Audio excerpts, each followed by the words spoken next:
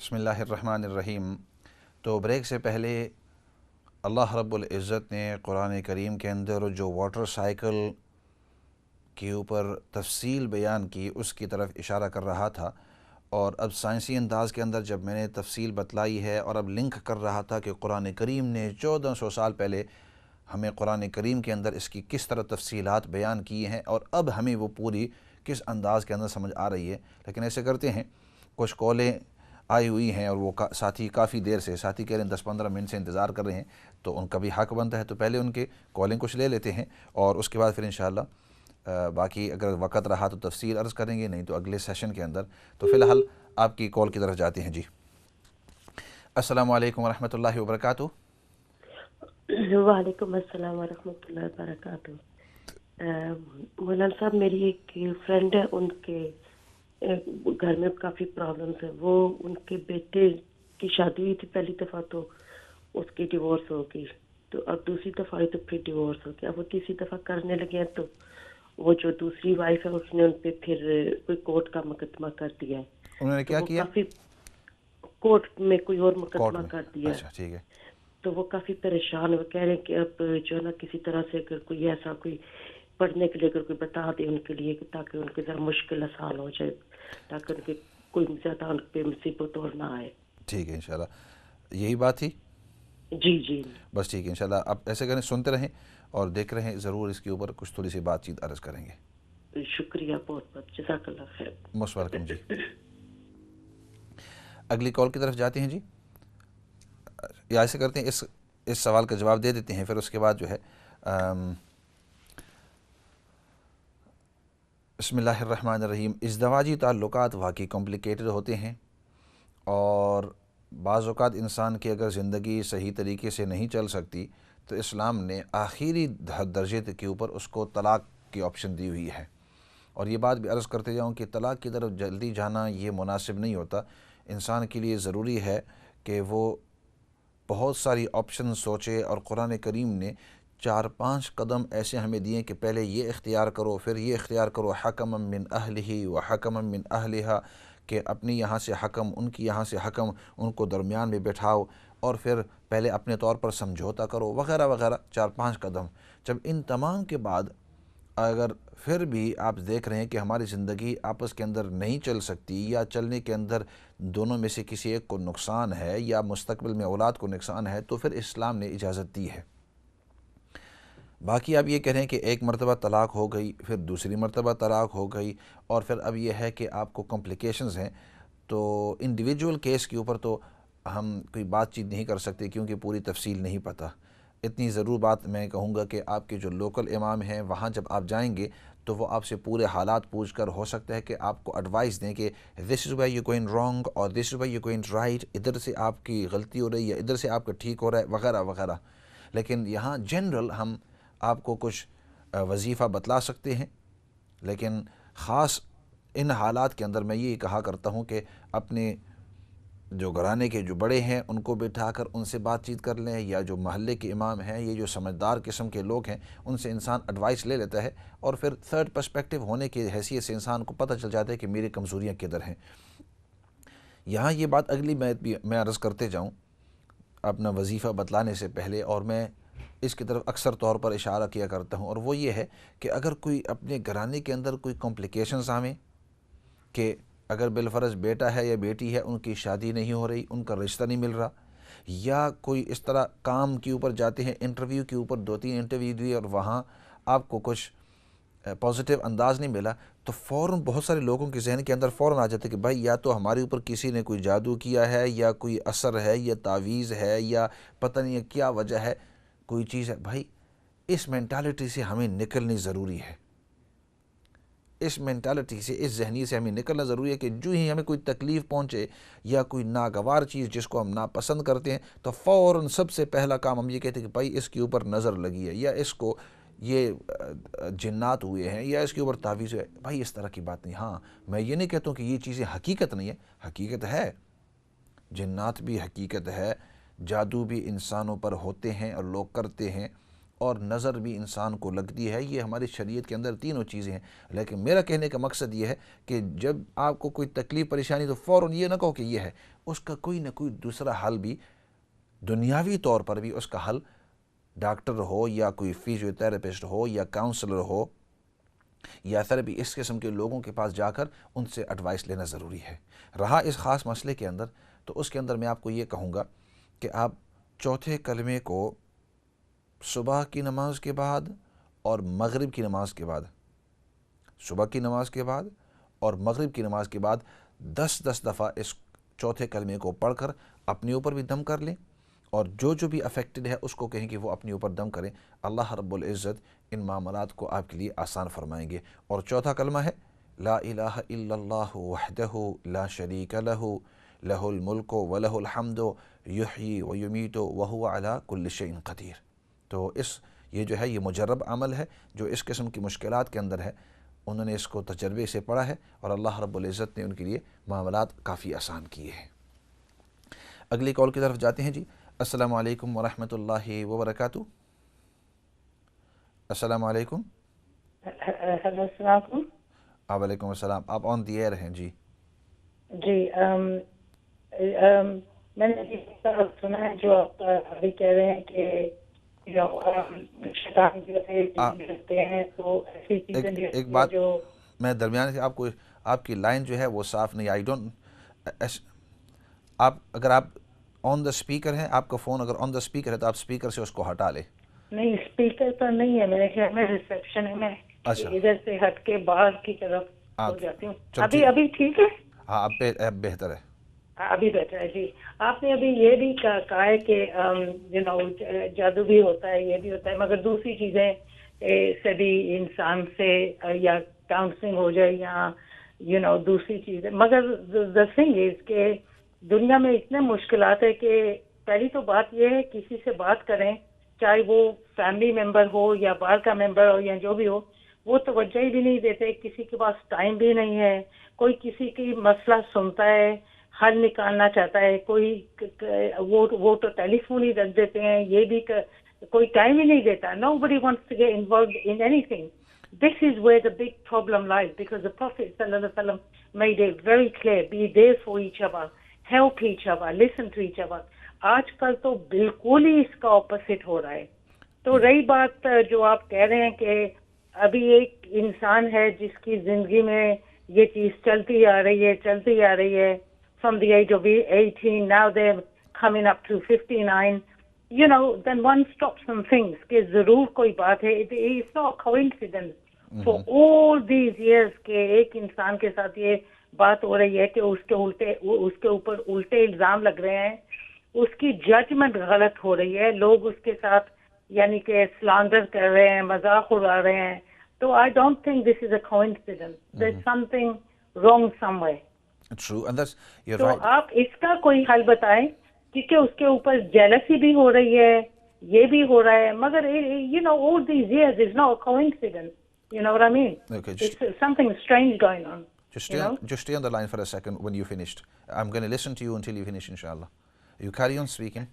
And then we've tried everything. We've tried staying quiet about the situation. We've tried keeping away from the situation, but it's so strange that somehow the situation always becomes an issue. This is really something to think about. Okay. Somehow it just becomes even worse. I don't know why. Okay. Jazakallah khair. I listen to exactly what you're saying. I take the first point very seriously, what you say, and you're saying that we want to speak to people, but nowadays many people do not have time. And I really understand where you're coming from. And as a Muslim, it's important for us to be there for each other. And it's fine to have our own needs, personal needs to be addressed, but for a human being it's more important, or just as important, that we care for our other fellow human beings. It's not just about caring for our Muslim, it's for any human being. So that's the first point I would like to take upon, and I commend that you've brought this issue up, and many people don't speak about that. So Jazakallah khair for that. If you keep listening, I definitely will speak upon some of those issues that you've raised, inshallah. And please tell me what to do about it. Thank you. Jazakallah khairan. I can try my best. جزاک اللہ خیر. ایسا کرتے ہیں اگلی کال کی طرف جاتے ہیں جی. یا what will do is will address this call, اور چونکہ انہوں نے انگلش کے اندر بھی اور اردو کے اندر بھی بات کی ہے, دونوں کے انداز کے اندر میں بات کر لیتا ہوں اور پھر اگلی کالوں کی طرف جاتے ہیں جی. آپ کہہ رہے تھے کہ آپ کو کافی عرصے سے یہ تکلیف ہے اور آپ یہ سمجھتے ہیں کہ اپنے اوپر کوئی چیز ہے. میں یہ نہیں کہہ رہا تھا کہ کسی شخص کے اوپر جن یا جادو یا نظر یا اثرات نہیں ہے, میں یہ نہیں کہہ رہا تھا. اگر آپ میری بات کو ریکارڈنگ اگر آپ نے کی ہے دوبارہ سنیں, میں نے یہ کہا کہ we student jump to that conclusion straight اوے.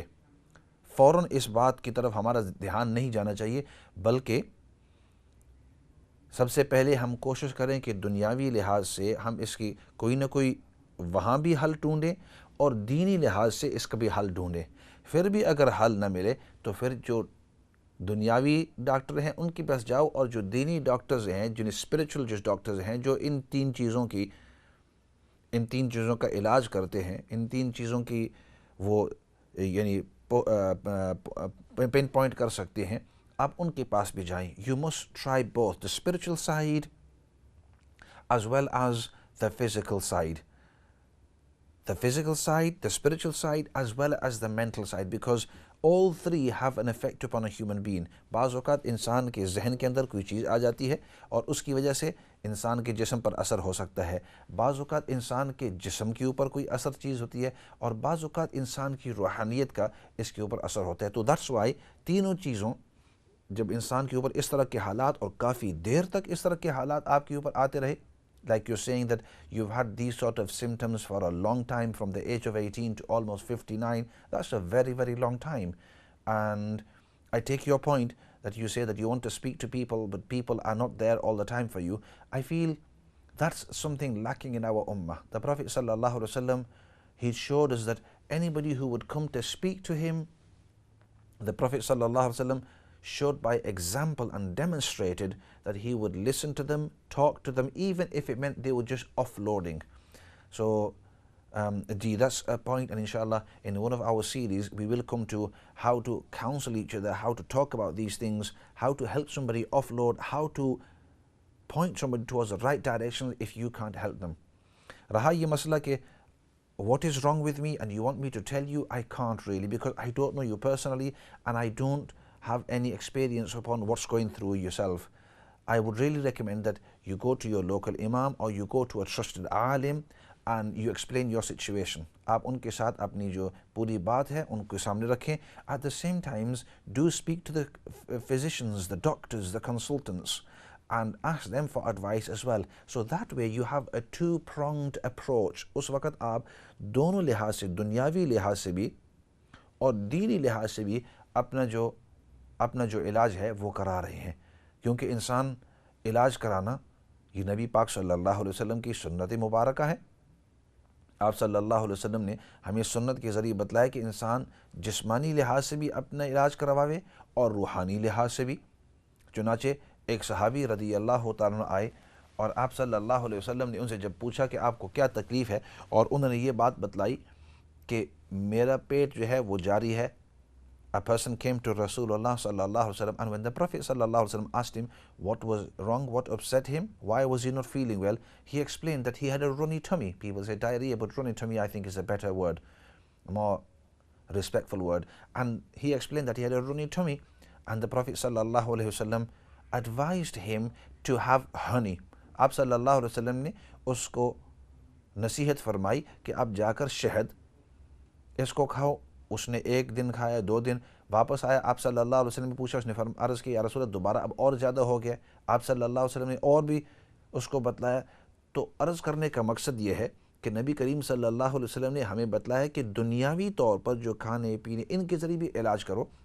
اور بعض لوگ ایسے ہیں کہ ان کے پاس آپ صلی اللہ علیہ وسلم نے ان کو بتلایا کہ یہ دم پڑھو اعوذ بکلمات اللہ التامات من شر. آپ صلی اللہ علیہ وسلم مختلف دعائیں بتلائی ہیں کہ اپنی حفاظت ان چیزوں سے کرو. So the point I was trying to make is when a person is afflicted, جب آدمی انسان کو کوئی بیماری ہو, کوئی تکلیف ہو, پریشانی ہو, تو اس وقت آپ دنیاوی طور پر بھی علاج کریں، دینی طور پر بھی علاج کریں. اور باقی you said what could I recite, and I mentioned earlier on that after Fajr and after Maghrib آپ چوتھے کلمے کو 10 مرتبہ صبح بھی شام کو بھی پڑھیں اور اپنے اوپر دم کریں. ہو سکتا ہے کہ اللہ رب العزت اس کے ذریعے آپ کو شفا نصیب فرمائے. اب چونکہ وقت آج کا ختم ہو گیا ہے، جو ہم نے سیریز شروع کی ہے انشاءاللہ اگلے سیشن کے اندر اس کو ختم کریں گے، لیکن اب فی الحال کے لیے دعا کی طرف جاتے ہیں اور معمول کے موافق اپنے اس سیشن کو دعا کے ساتھ ختم کر دیتے ہیں. الحمد للہ رب العالمین والصلاة والسلام علی سید الانبیاء والمرسلین محمد وآلہ وصحبہ اجمعین. ربنا ظلمنا انفسنا وان لم تغفر لنا وترحمنا لنکونن من الخاسرین. اللہم ربنا اغفر لنا ولاخواننا الذین سبقونا بالایمان ولا تجعل فی قلوبنا غلا للذین آمنوا ربنا انک رؤوف الرحیم. یا رب العالمین تو ہم سب کو دین کی صحیح سمجھ نصیب فرما، تو ہم سب کو دین پر استقامت نصیب فرما. یا رب العالمین، یا رب العالمین، نبی پاک صلی اللہ علیہ وسلم نے جتنے بھی خیر کی دعائیں مانگی ہیں ان تمام خیر کی دعاؤں کے اندر تو ہم سب کو حصہ نصیب فرما. یا رب العالمین، نبی پاک صلی اللہ علیہ وسلم نے جن چیزوں سے حفاظت اور پناہ مانگی ہے یا اللہ ان تمام چیزوں سے حفاظت اور پناہ نصیب فرما. یا رب العالمین، جتنے بھی بیمار ہیں، چاہے روحانی بیمار ہو، جسمانی بیمار ہو، یا رب العالمین ان تمام بیماروں کو شفا نصیب فرما. یا رب العالمین، جتنے لوگ پریشان حال ہیں، جس قسم کی بھی پریشانی کے اندر ہیں، یا رب العالمین سب کے پریشانیوں کو دور فرما، سب کو سکون اور اطمینان نصیب فرما. یا اللہ سب کو ایک اور نیک بنا. ہمارے درمیان جو آپس میں فرقتیں ہیں، بغض ہے، حسد ہے، کینہ ہے، یا اللہ ان تمام کو دور فرما کر ہمیں نبی پاک صلی اللہ علیہ وسلم والے اخلاق حمیدہ ہم سب کو نصیب فرما. یا رب العالمین، سب سے بڑی بات وہ تیری رضامندی ہے. یا اللہ دنیا اور آخرت کے اندر تو ہم سب کو اپنی رضامندی نصیب فرما. سبحان ربک رب العزت عما یصفون وسلام علی المرسلین والحمد للہ رب العالمین برحمتک یا ارحم الراحمین.